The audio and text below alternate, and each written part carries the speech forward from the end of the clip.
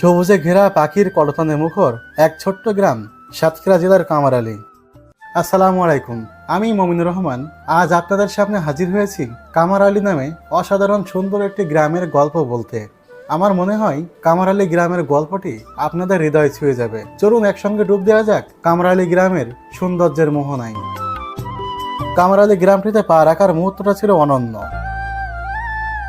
আমি যখন কামারআলীতে পৌঁছালাম তখন আকাশ ছিল মেঘাচ্ছন্ন।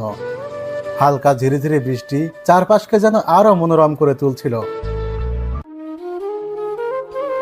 প্রকৃতি যেন নিজের রঙে গ্রামের সৌন্দর্য আঁকছিল। আর এই সফরের পিছনে যিনি নীরবে অবদান রেখেছেন তিনি হলেন এই গ্রামটির একজন মালয়েশিয়া প্রবাসী জনাব মোহাম্মদ ফারুক হোসেন। এই ডকুমেন্টারি তৈরির যাবতীয় খরচ তিনিই বহন করেছেন। তার প্রতি রইল আমাদের আন্তরিক কৃতজ্ঞতা। কামারআলী গ্রামটি সাতক্ষীরা জেলার কলারোয়া উপজেলার 12 নম্বর যোগীখালী ইউনিয়নের 4 নম্বর ওয়ার্ডে অবস্থিত। গ্রামটির উত্তরে মিরডাঙ্গা, পশ্চিমে যোগীখালী, পূর্বে তরুলিয়া ও দক্ষিণে উপাপুর দ্বারা পরিবেষ্টিত একটি গুরুত্বপূর্ণ জনপদ। কামারআলী গ্রামটির নামকরণের পেছনে কোনো নির্দিষ্ট ইতিহাস পাওয়া না গেলেও এর প্রাকৃতিক পরিবেশ যে কাউকে মুগ্ধ করতে সক্ষম।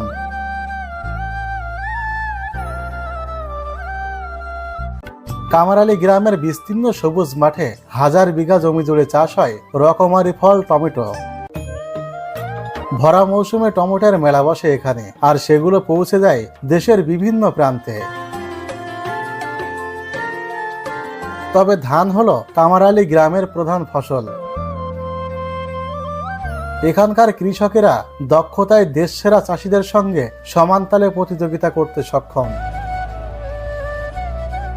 শুধু ফসল নয়, মাছ চাষেও অনেকেই বাড়িয়েছেন তাদের মনোযোগ, যার মাধ্যমে গ্রামবাসীরা অর্থনৈতিকভাবে স্বাবলম্বী হয়ে উঠছে।